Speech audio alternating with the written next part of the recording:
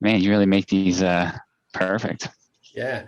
So welcome back, Novello Nation, to another episode of the Aaron Novello podcast. I have with us a superstar, rock star, awesome human being who I've known for an extended period of time. We kind of came up in the game together. Uh, my good friend, Mr. Jeffrey Silva. I appreciate you taking the time to be here with us, brother. Thanks for having me, Aaron. Appreciate it. Yeah, my pleasure, man. And Jeff comes to us 263 closed transactions last year. I'm sure this year is even crazier. Did $2.8 million in GCI to the team. And I always like to bring people to the platform, Jeff, that I really believe can add tremendous value, to the audience of agents out there. And you've done something that's exceptional. It's really rare. It's what I would refer to as a unicorn in our game, is that you've created a seventh level business, right? So you've went from being a technician, meaning the guy who's actually on the phone, beating up the phones.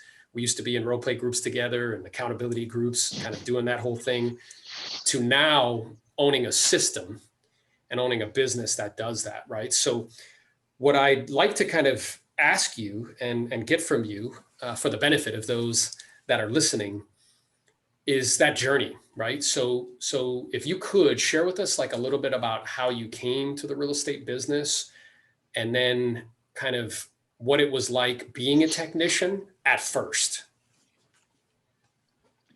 So I got in the real estate business back in 2002. Right out of college, I jumped into life insurance and financial services. And in that industry, every day you had to be in the office and you had to pound the phones from like 9:30 to 11. It was like the golden time. And I worked for, a couple like senior partners, setting appointments for them, like go out on appointments with them and learn the business. And just after being in the business for a few years, just realizing like you had to go out and sell products that were more advantageous to you and was going to put more money in your pocket than not necessarily doing the right job for the consumer. And I really didn't like that. And not only that, it was a lot of business to business sales. So when you made these phone calls, you had to get through the gatekeepers, which was always challenging. And you were also going after like high net worth individuals who were probably double my age at the time. And I just didn't love it. I didn't have a passion for it. And I remember I got to the point where I just was like sick and tired of being sick and tired. Like literally, I was like, I've had enough. I wasn't making the money I wanted to make. I wasn't having the life I wanted to have. I wasn't hitting all of those things.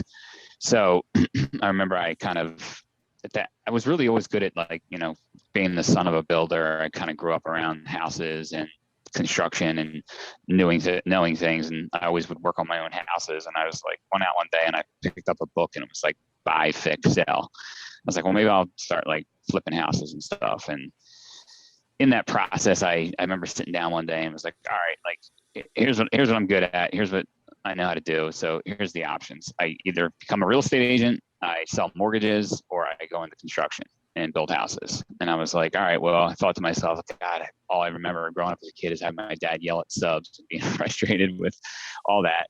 I felt like mortgages was going to put me back into that product driven business, which I just came out of. And I was like, real estate sounded like it was good. My mom at one point sold real estate. My grandfather was a developer. So I went out and I was like signed up for the classes, and I actually understood the classes, got it, and it just felt like the right fit. So I jumped in head first, April 1st of 2002. I had a mortgage, I was married, I had car payments, and my wife had a small income. So I was lit to the fire, man. I really was. And it was like, you got to go out and make money, and you got to go out and do this. And I went and worked for a broker who I had a personal relationship with, and he took me under his wing. And he's like, you want to do this right or you want to do it wrong? I said, I want to do it right. And it just dove right in. And it was like immediately I started marketing myself to people I knew, created a database, bought Top Producer, the old school disc program. The first day I got in the business, invested $400 to buy it. And I just was motivated. I was highly motivated to get out there. And what I liked about it is when I used to tell people that I was in like life insurance and financial services, you say you're like at a dinner or you're out somewhere, you meet someone, you're like, yeah, and they would go like this, like turn away. And then when you told people you're in real estate, they're like, oh, really? Tell me more about that.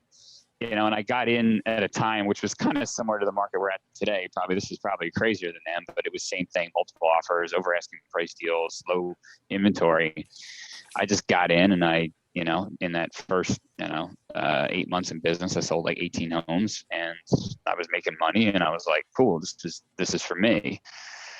And then it just grew from there, and I just had a real passion for it. And I remember the biggest frustration I had in the beginning was like, I could find the clients and I could do the business and make the sales. I just didn't know how to like get through all the ins and outs to get to closing. And that was probably the biggest frustration that I had. About a year and a half into the business, I asked my wife to quit her job, and she came and she started working with me, and she was really like my first assistant. And then after she was with me for a while, then we hired somebody, and it just kind of grew from there. Yeah, that's awesome, bro. Because our trajectory is similar. My wife was kind of that first assistant as well. So I'm taking notes as you're speaking. It's interesting because, in the financial services world, whoever you were with, they essentially taught you like the process of selling, meaning like you got to be on the phone, you got to set appointments, you got to pre-qualify those appointments, you got to go on a presentation, and then you got to handle objections and close. Yeah. It sounds like that was very formidable, like helpful to you, because once you understand that process, then you could just apply it to real estate. Is that right? Yeah, exactly. I mean, you learned how to prospect, present, and close. I mean, it was that simple.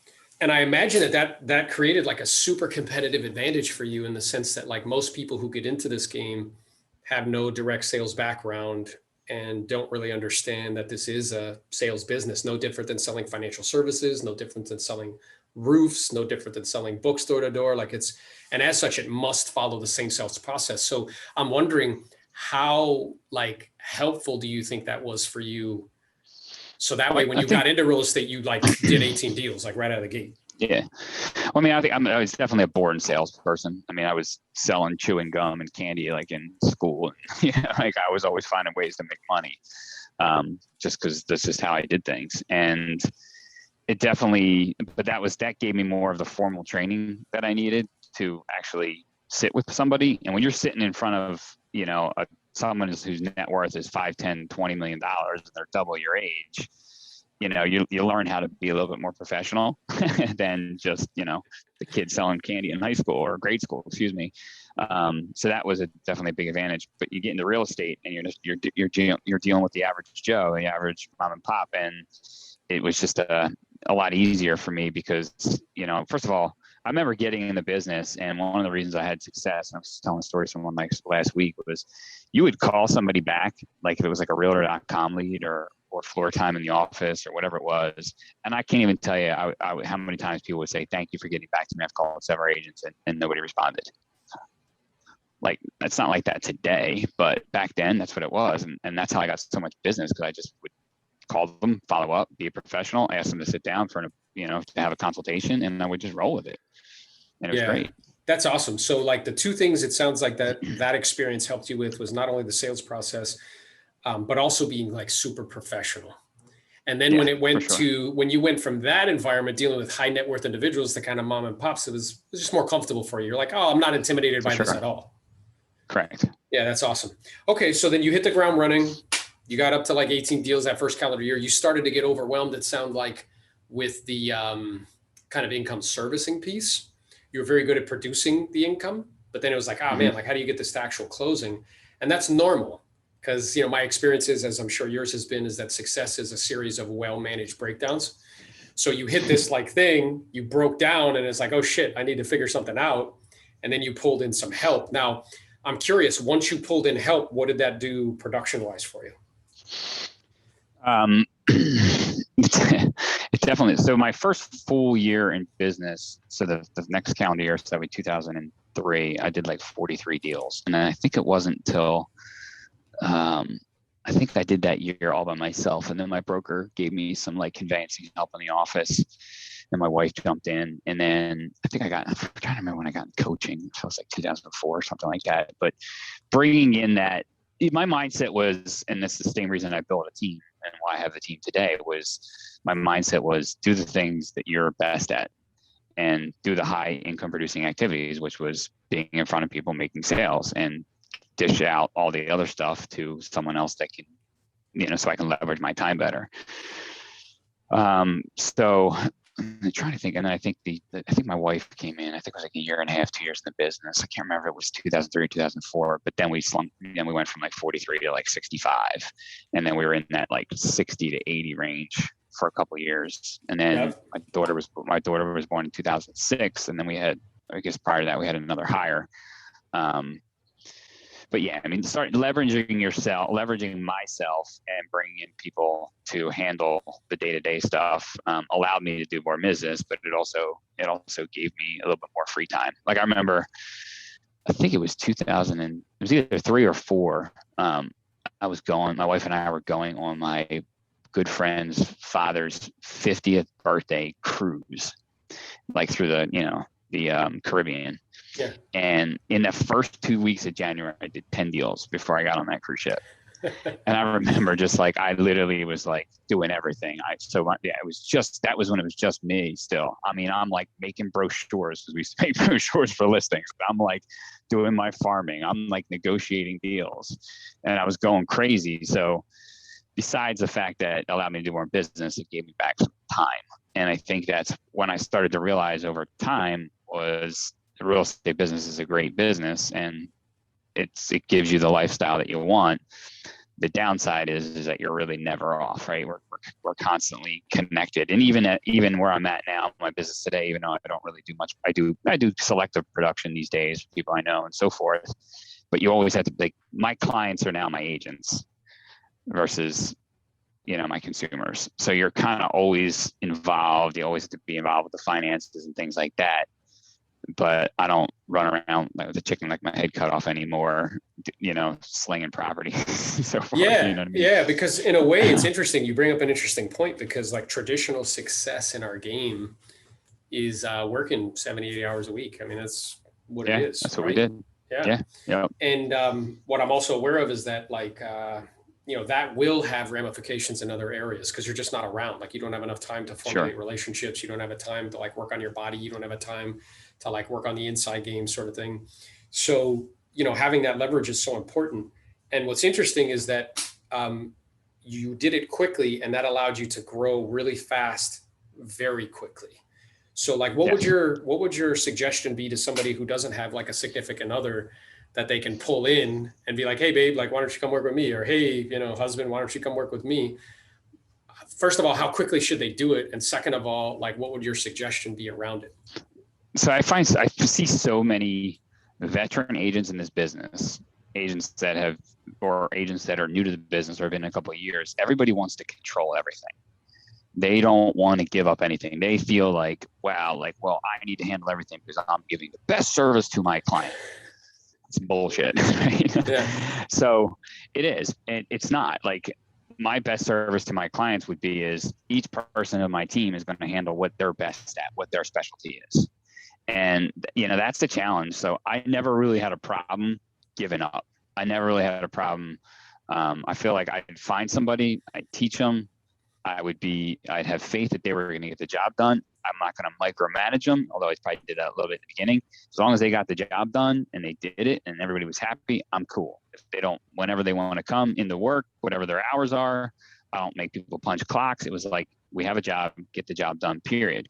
But it starts with the agent or the team leader where you have to be willing to give up control and trust the people that you've hired to be part of your organization to help you move forward. If you don't do that, if you want to micromanage everything and you want to be in control and you feel like you have that mindset, well, can't be, the only way it's going to get done is if I do it right and I do it myself. You're never going to get there. So it's all about surrounding yourself with people that are like-minded that have the same goals and aspirations. And at the end of the day, they want to get the consumer, the deal, or whatever, to the finish line with the least amount of aggravation and try to keep the customer happy. I mean, look, it doesn't mean you're not going to go through growing pains and times where it's not like that, but it's really just, it's the mindset that you have to be willing to delegate and give up and know that it's going to be fine. Yeah. And which one of those two do you think gets in the way of most? Do you think it's resources for people, like the actual hiring somebody and having to pay somebody? Or is it what you're talking about, the mindset? I think it's control, because if you want to find somebody, you will. Yeah. 100%. It's a limiting belief. 100%. So it's so funny because I remember I was doing a talk, and there's like maybe 250 agents in the room, and everything I was saying, there was one person in the crowd. She kept raising her hand, like, "Wait a minute, you don't do this?" I'm like, "No." Like, "You don't do this?" "No." Like, "You have a transaction coordinator?" Like, "Yeah." Like, "You have somebody else who is puts a listening?" I'm like, "Yep." So finally, after she's doing it so much, I was like, "Hey, can you stand up for a second?" She's like, "Yeah." And I'm like, I'm aware that clearly something that I'm saying is bothering you. Like, it's going against a kind of mental map or a belief system that you have. So what I'd like to do is ask you a few questions, so that way, maybe it could be helpful or useful to you in some way, and maybe the people in the room can benefit. She's like, "Okay." So I said, "How many?" And I want you to know my question I'm about to ask you, it's not ego based. I'm genuinely interested in your answer. How many deals do you do? And she was like, "Yeah, I do like 50. I'm like, "Well, that's great business. Congratulations. Good for you." And I'm imagining, based on the questions that you're asking me, almost all of it is past client centers of influence. She's like, "Uh-huh." I'm also imagining, based on what you described to me, that you're doing everything. In other words, like you're mothering the deals, like you're hovering over all of them. She's like, "Uh-huh." And I was like, what I want you to understand is that no matter how many of these things you come to, unless you change that mental map in your brain, you'll never do 100, ever. It just won't happen. Doesn't matter how many rah-rahs you go to. Doesn't matter like how many books you read. It's always the psychology of the owner that keeps the business back. And that's just a mental map that you need to change if you wish to do more. If you don't want to do more, then just stay at the 50 and hover over all the deals. And that's essentially what you're saying, correct? Right. Yep. And that comes at every single level in business. It does. It doesn't go away. It doesn't go away. It's a constant, okay, let me look at this again. Okay. It's a constant like delegate. We were talking about this like prior to starting, like it's a constant like delegating and elevating. Delegating out of things that aren't my highest and best use, or something that I'm like great at and that I love doing. So that way I can continue to keep elevating into the things that I'm, best at. Yeah. I mean, I was stuck for like a very long time. I mean, I was stuck at good numbers, like, stuck in that 2 to 250 range for like, 7, 8 years, which is a great place to be stuck at. But the reason I was stuck, it was me. Right. It was the belief that in order for us to grow, in order for us to do more, that it was all going to fall back on me, versus the belief that in order to do that, I just have to find people, the right people that are willing to step in and maybe have that energy that I no longer have or not have in that area, and have them jump in and let them run with it, and I think it was just for you, probably. I mean, I'm having a conversation before. I'm like, I don't want to do that because it's like, that means I got to go do this. And I already don't have enough time. It is. And I kind of like having the weekends off or whatever the case may be. And it was just like, it was just a story I was telling myself. Right. That's it. It's always the psychology of its owner. And that's interesting because I'm listening to a book right now by Bob Iger, who was he's the CEO of Disney for like 15 years. But prior to that, there was another CEO who was like a huge personality, and was one of the most celebrated CEOs. And they had this very interesting relationship with one another, where he was saying like sometimes he would like encourage him and the other times he'd leave him in the dark. But because it's like he had to go through his own head, the CEO that was going to eventually allow him to be CEO or recommend him to hand it off. Mm-hmm. And it's just that same thing where it's like, I got to like be okay with this, where I can delegate so I can elevate into something else. Right. Yeah. So that's awesome. So you did that, you overcame that. And then you started to do more deals, 70, 80. I'm aware, like, and we were like role playing and doing all that stuff together. You were doing like 100-ish, like on a regular basis, 120, 130, 140. And then you changed. I mean, you really did. You changed your psychology. So talk to us about like what caused you to do that, because what you were doing, it didn't suck. Like you were doing a lot of deals, you were making a lot of money, but it's like, what caused you to be like, you know what, like I need to evolve. I need to do something different. I think I just got like fed up. Again, it's like every time there's a shift in my life or the way I do things, you get sick and tired of being sick and tired, right? Sick and tired of whatever the case may be. And I think at that point, I even remember going back to like, you probably remember these conversations pretty well, back in like 2009. Like after 2008 happened, we were all like, oh, and then I remember like in the spring of 2009, like we were all in like, what's going to happen? Right. And I remember having conversations all the time, like, oh my God, like, where's this going? And then, that was just a fear piece that you had to like let go of. And then like 9, 10, and 11 were by far the hardest years in real estate that I've ever experienced. However, they presented like a huge opportunity. So I just took advantage, and that's when we used to, work on all those prospecting scripts for expired listings, and we used to crush it and kill it. And then what happened in 2012? They all went away. You shifted into, your probates and stuff like that. And I just was like, I don't know what to do. Like, I don't know what to do. Like, this is how I live. This was my livelihood. And like, I remember in the summer of 2012, like I'd come home from the beach and I'd sit in my home office and prospect from like 7 to 9 o'clock at night trying to find business. And I couldn't find any, and then 2013 came, the market started picking up again, and I was cranking, and I just realized, like, I kind of started to, I guess back in like 2010, 11, we were going through all of that. I realized like that you don't really have to kill it and grind it to be successful. It's just kind of like working smarter than working harder. And then 2013, like those 3 years of doing it, working my tail off to produce, allowed 2013 to be an incredible year for me.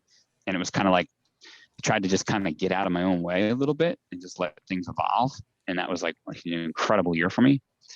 But then I just got, I felt for like many years, I just became hostage to my business. It was great. Like, I'm making all this money and I have a second home and, like, have the things I want and taking vacations. But it was like, I couldn't really get away. And I just felt chained.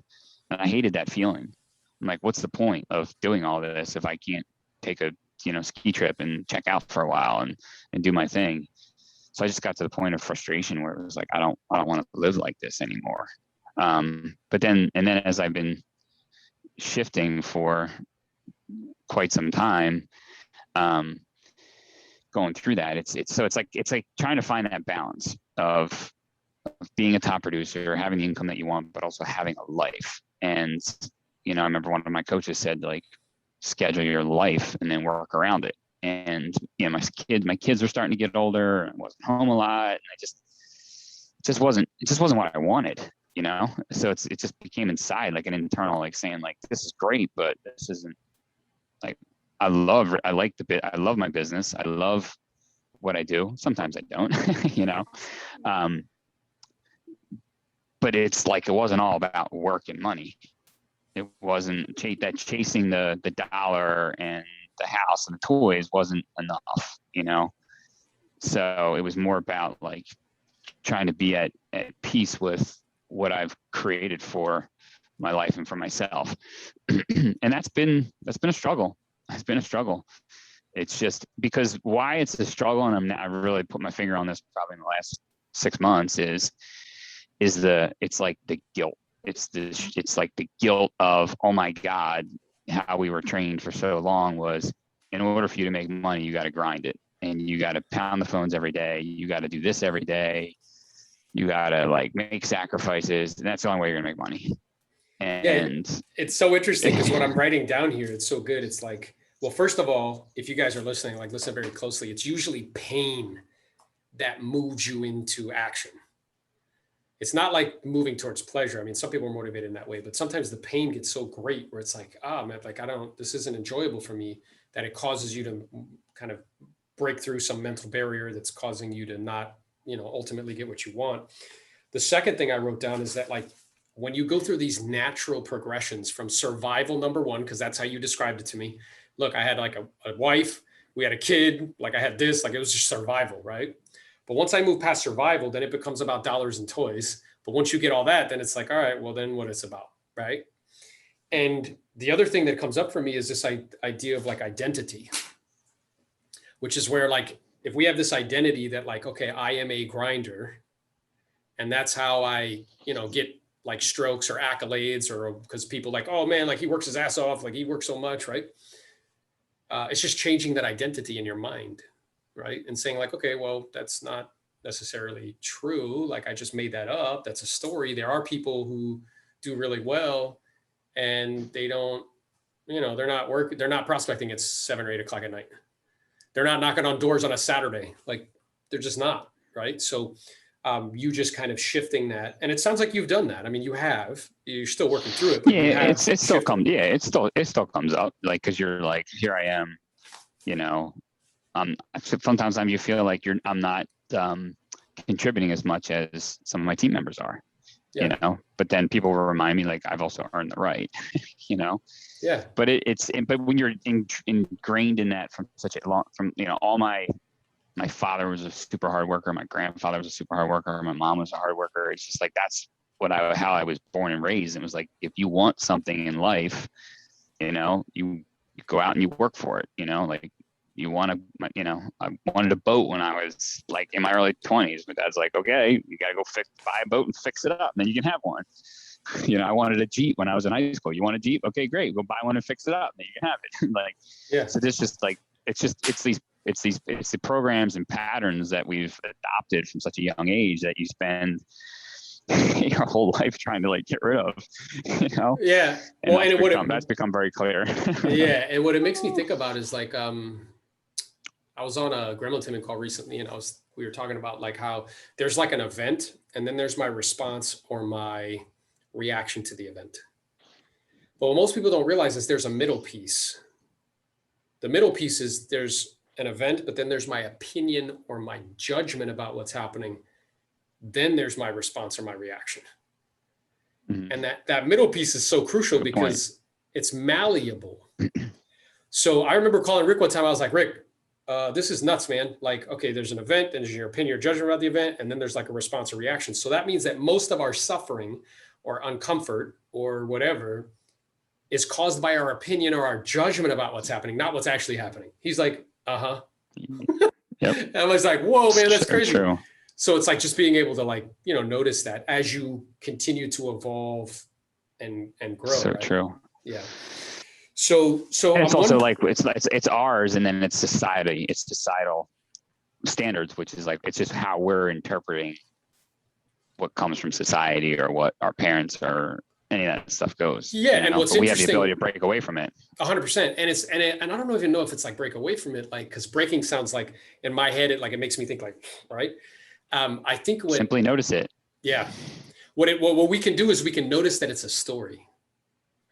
It's just made up. Just like any other story that we tell, right? Like, just a story. Yeah. And it doesn't mean it's true, right? So like a lot of people used to imagine, I don't know, when Christopher Columbus was around before, you know, he rediscovered America, because he didn't discover it. But, you know, people thought the world was flat. That was a story, or that's a story that they told themselves, but it didn't make it true. Yeah. Right. It's just a story. It's true. It's funny because I was having this, you know, as I typically have in-depth conversations like this quite often, I was having this conversation about how, you know, like I'm trying, you know, taking ownership for the choices I've made in my life, right? Taking ownership for those things and looking at myself and how I've been showing up in the world. How have I showed up for my wife, my kids, my team, myself, right? And all that stuff. And you got to take ownership of that stuff, right? And then I was having this conversation with someone that says, yeah, you do, but you don't have to like own your story anymore. You know, yeah. like let go of your story. Like we feel like we have to hold on to it and like own it, you know, like you got to take ownership by saying, but our story is what probably keeps us from moving forward, because we're like, oh, well, you know, like I can't do this. This is my story. I was, you know, I didn't get the love I wanted from when I was a kid. Therefore, I got to spend the rest of my life in that state, right? Yeah, and then you'll know that you're. That way. It doesn't, and you'll know that you're stuck in that when you like continue to like tell it.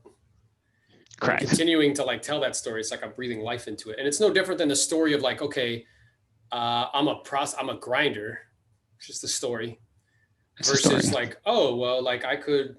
There's actually this other way that I could do it, and there's still work involved, just different work. And that's okay too, right? So it's just recognizing that and being open, because I'm aware, like my tendency in the past, and I know you very well, your tendency in the past is we were not open. It was like this, bro, like blinders, like don't talk to me, like nope, like this is the way it is. My story is the story, no matter what, right?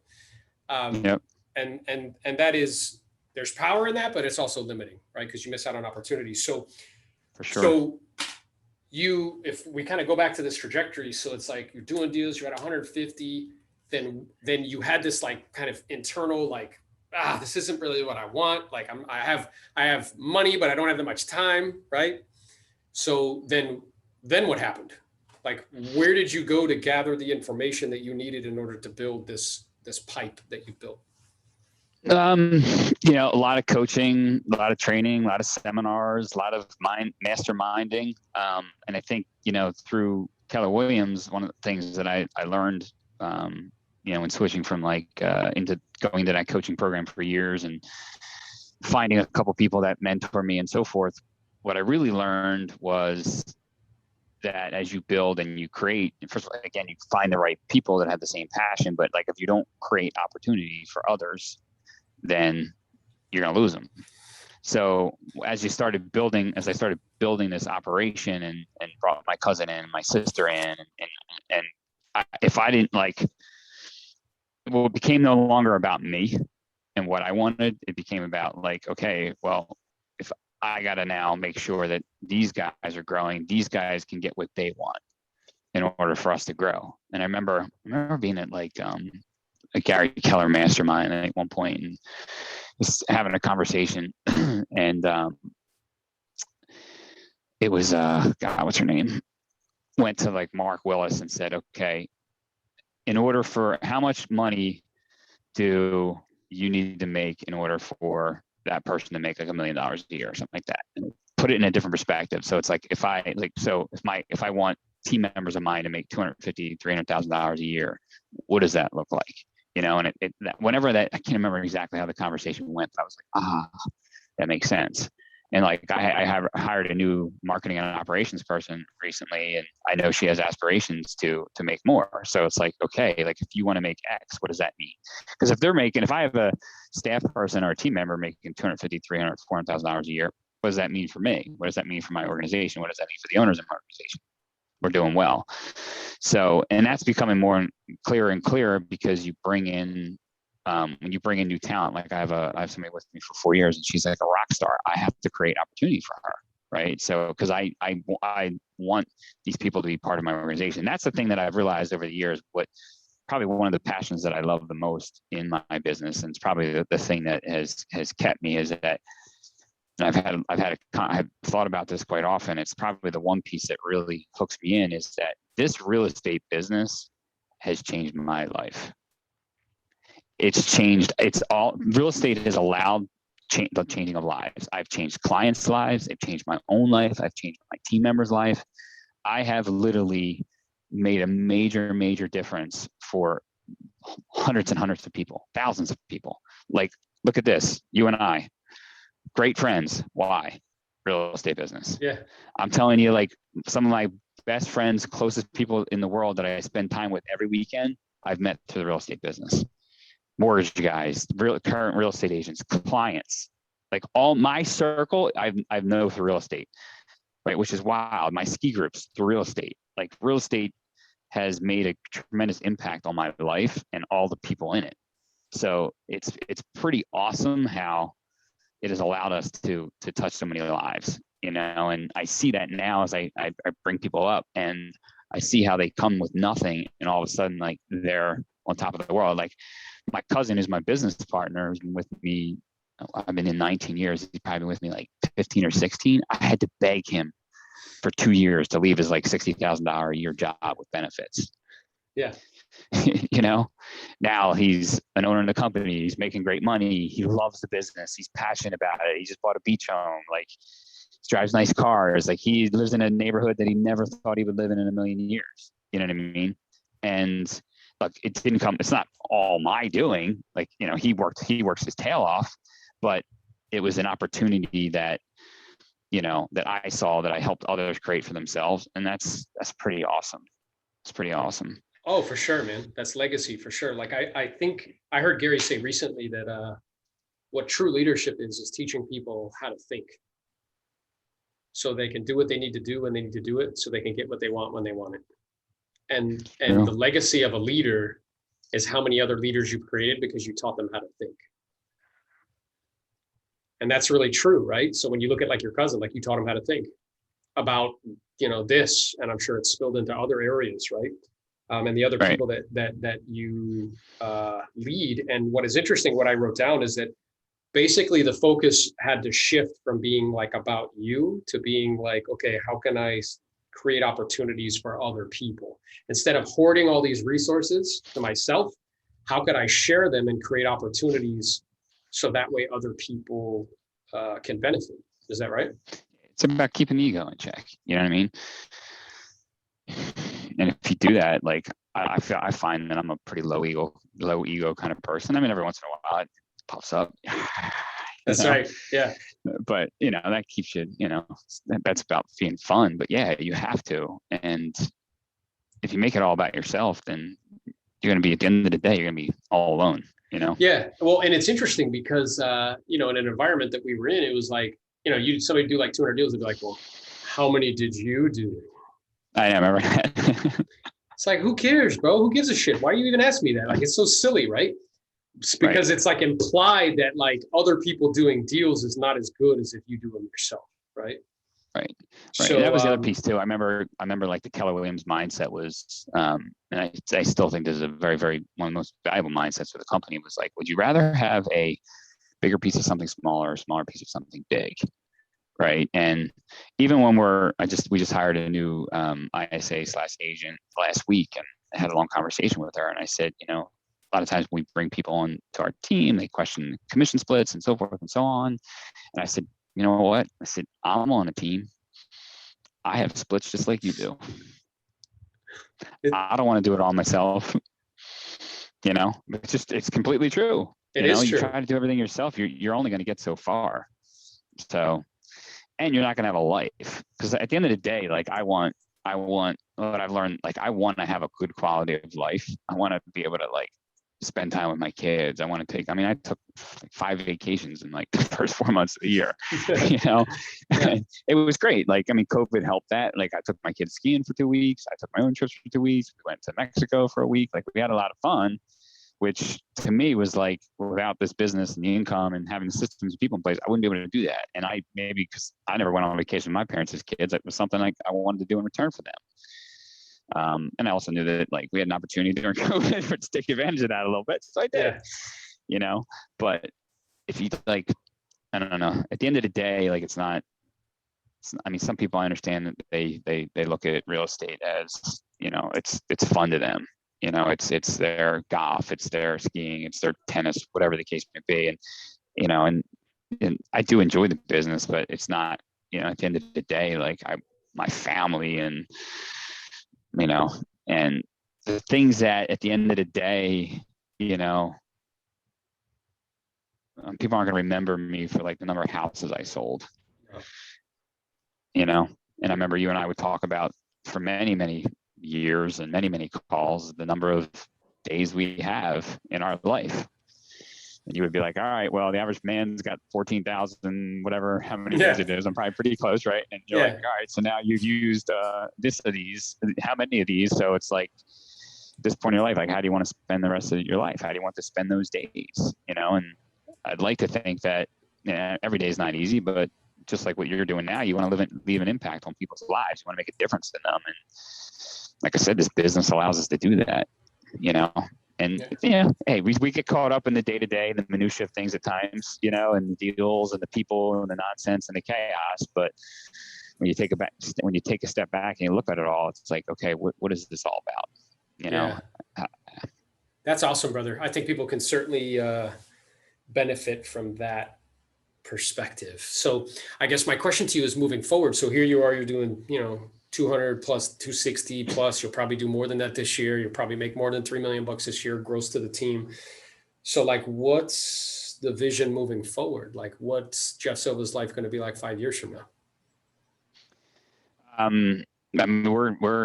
It's funny because my cousin called me up a couple months ago. He's like, what do you want, dude? And he's like, do you want to grow this thing or what? Because I do. And I said, I want to grow it. But I said, I don't want it to all fall on me, just like that conversation that we were having a few minutes back. I said, so if we can find the right people, and I'm all in, So we found the right people. We're rebranding, we're growing, we're hiring, we're doing things. And, you know, we'll easily be at 300 transactions this year. Our volume's already probably at where it was last year, and we still got plenty of time left. The next step is 500 transactions. But it's starting to come from a place where it's awesome because I don't feel like it's all falling on me anymore. You know, I really don't, which is awesome because I did for a long time. Now I almost feel like I'm getting pulled by my operations person, like, man, I got to step up my game. You know what I mean? Like, holy cow. But it's great because I just have to be there to answer questions or review things or to look at things, you know? But it's really just, we're fortunate that we truly have an expansion business. And the reason that we have that business is, you know, my team's in Pennsylvania. I live in New Jersey. My sister now lives in New Jersey. I've got people that live in, you know, it's kind of funny. Right from day one, my goal was to go from the suburbs to the shore, which is the beach of New Jersey. And it was kind of like this vision I had that was there. I spoke of it a little bit, but I kind of handcuffed myself and said like, well, maybe, or I'll dabble in it and see how it goes. And it's kind of just organically happened, especially with me living here. So we truly have created that. So just over time, it's really to have a stronger presence. We've already got all the people in place to make it happen. It has been happening. And, you know, I want to get there but I don't want to get there on my own, like I said. And I have it's all about finding the right people, man. It's just constantly looking on. I remember being in these mastermind groups, talking with guys like Ben Kinney and Gary Keller would be like, you're just one hire away from your next like leap. You're just one hire away. And now it's funny because like once you make that shift, and once I've made that shift, like now the right people, and we had this conversation a few years ago, once you're in alignment, the people just show up. Yeah. They really do. They're just all of a sudden there. It was like, okay, we need to hire like a marketing and operations person. And it was like 3 days later, my cousin's like, I found him. I was like, what? And then like 2 weeks ago, I'm like, all right, this is the person that we need. And then all of a sudden, one of the agents on our team was like, hey, I got this girl. I want you guys to talk to her. Oh my God, she's perfect. It was like you put it out there to the universe. You kind of have a vision on what you're looking for, and then they just show up. And then you don't fight it. You just go with it. You know what I mean? Yeah. You like when you know it's right. You know it's right. You know, we're not going to hire just to put bodies in the room. But I say this all the time to every person we bring on the team. I want people to grow. I want people to be successful. I want them to have a life, though. I want them to be able to take a day off. I want them to be able to spend time with their family and go on vacation. Yes, they're going to make some sacrifices at the beginning, but at the end of the day, that's where it's going to go. And then for me, as this happens, that's what I'm trying to figure out where my next, you know, besides like overseeing the financials and the operation and, you know, still doing some deals from time to time with people I know, that it's just kind of fun, especially being at the beach where the average sale price is much higher. That's kind of cool. It's just really finding out what my next move is in terms of, I don't know what that is yet. I'm trying to figure that out, you know? It's awesome, brother. Well, it's a great position to be in, and I know you will figure it out. So again, I appreciate you greatly taking the time to be here with us. So if people want to connect with you, if they want to, I don't know, like send you a referral, like where can they find you? Jeff at soldbysilva.com. That's Jeff, Jeff at soldbysilva.com. That's my email, probably the best way. Our website, soldbysilva.com, thesilvagroup.org, and soon to be something different as we're going through a branding process. Yeah. But yeah, we love referrals. We close them and we get everybody paid, and we'll make you look good. That's right. That's right. And he certainly will. His team is awesome. He's an awesome dude, and he's available. So I couldn't have done any of this without the people that are behind me. That's for sure. Damn sure. Yeah. So awesome, brother. Well, listen, I appreciate you, man. I look forward to connecting soon, and I'll talk to you then. Sounds great. Thanks, brother. My pleasure. Be great.